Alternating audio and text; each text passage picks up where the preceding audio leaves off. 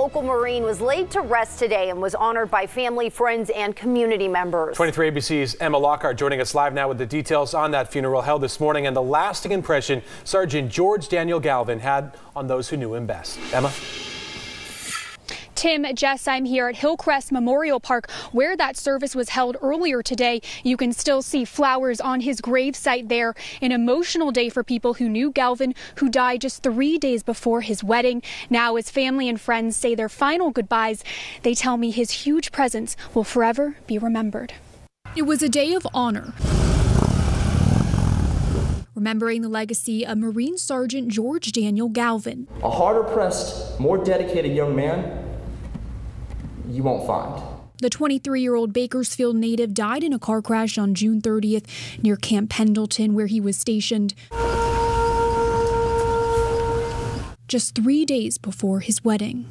Called him to see how he was doing, see if he was ready, see if he picked up his rings. His stepfather, Brian Poole, describing the last conversation he had with Galvan. He was excited. He was ready to get married. He,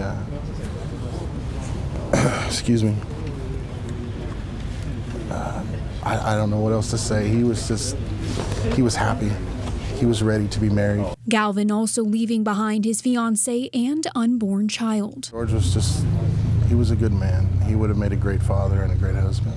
On Thursday, his funeral service held at Hillcrest Memorial Park had full military honors.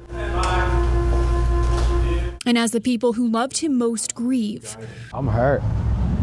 The psycho part of me is just gone. They also celebrate his life. For being such a quiet person, he had a huge presence. Describing him as a man of strength. I haven't had very many male role models to look up to in my life, and Georgie being my nephew. I looked up to him more than most. A man who served his country with honor. His dream since high school. First met a recruiter freshman year, and that was it. He was hooked.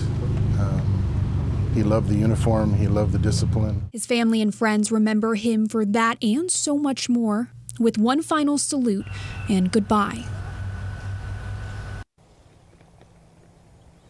And Galvan's family tells 23 ABC that the crash that killed him is still under investigation and the circumstances of his death are still unknown. Reporting live, Emma Lockhart, 23 ABC News.